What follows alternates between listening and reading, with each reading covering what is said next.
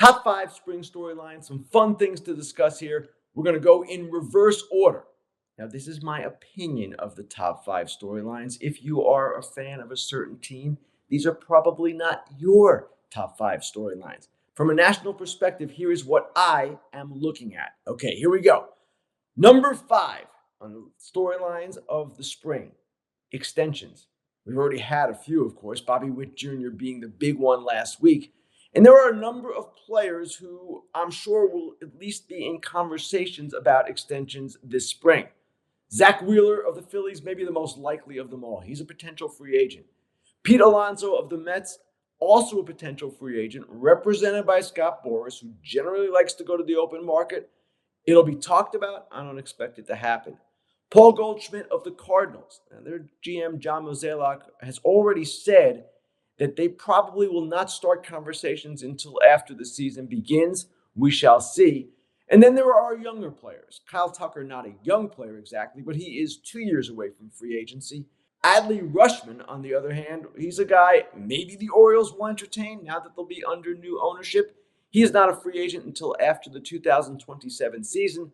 And I am sure, quite sure, that a number of other players will be discussed as well.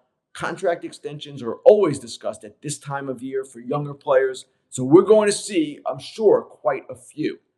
Number 4 on the list, wow, new managers. Now we start with Craig Counsell, the Cubs' new manager, but he is only one of 8 new managers. Let's take a look at the list right now. It's kind of stunning how many teams have changed managers for the 2024 season. You see it right there, Counsell with the Cubs, Stephen Vogt with the Guardians, Joe Espada with the Astros, Ron Washington with the Angels, Pat Murphy replacing Counsell with the Brewers, Carlos Mendoza with the Mets replacing Buck Showalter, big shoes to fill, Mike Schilt and Bob Melvin. Well, Schilt goes to the Padres, Melvin to the Giants. Obviously, when you have a new manager take over, different things happen with teams. Different cultures are established, different rules in certain cases.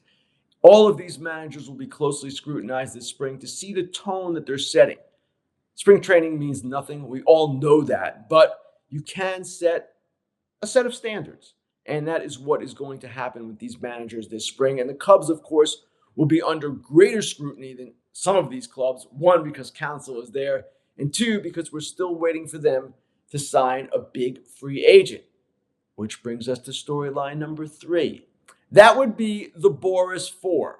Now, you could call them the Boris Six because there actually are 6 big free agents remaining who are represented by Scott Boris. Who are they? You've heard their names for weeks now. Blake Snell, Jordan Montgomery, Matt Chapman, Cody Bellinger, and the 2 others, JD Martinez and Hyunjin Ryu. Now, we're going to find out in the coming weeks just how these guys fare in free agency. But as I wrote last week in the Windup, that's the Athletics' free baseball newsletter, the projections that Tim Britton of the Athletic had at the start of the offseason were seemingly, I thought, realistic. And they still are realistic. Maybe some of those Boris clients will get to these numbers. Maybe some of them will surpass them. Maybe some of them won't reach them at all. Let's take a look at what Tim projected for the Big Four, the Boris Four, at the start of the offseason. Bellinger, 6 years, $162 million. Probably wants more. We'll see if he gets it. Blake Snell, 2-time Cy Young winner, 5 years, $135 million. Definitely wants more. We'll see if he gets it. Jordan Montgomery, 5 years, $105. Matt Chapman, 5 years, $95 million. Again, we'll see how this all plays out. That is the Boris Four. All right, moving on now, we'll be talking about a team with another prominent Scott Boris client, one who will be a free agent after this season. And I guess I could have included this guy among the possible extension candidates, but I don't expect him to sign an extension. He turned down $440 million from the Washington Nationals a couple of years ago.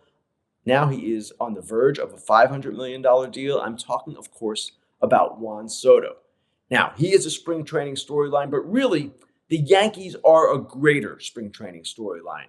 Their health, in particular. Is Rodon going to come back healthy? Carlos Rodon. Is Nestor Cortez Jr. going to come back healthy? And how is this all going to play out for the Yankees?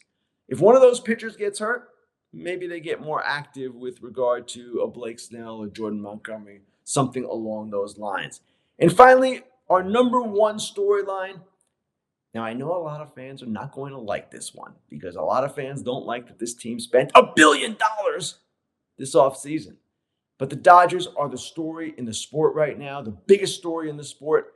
Ohtani, Yamamoto, all of the things that they've done. Tyler Glass now coming in, Teoscar Hernandez, on and on.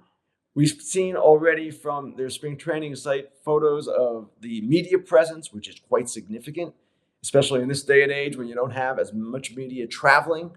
But at the same time, it's warranted. It's warranted because this team has spent more than $1 billion. This team will be under scrutiny all season. This team will be under a unique form of pressure all season. The manager, Dave Roberts, is going to be under even greater pressure than ever before. Every game for them, as Mookie Betts said, will be like a World Series game, at least for the opponent. So we'll see how it all plays out with the Dodgers. We'll see how it all plays out with their media and how this just all unfolds over the course of the 2024 season. It's the biggest story of the season. It's going to remain that way, however it turns out.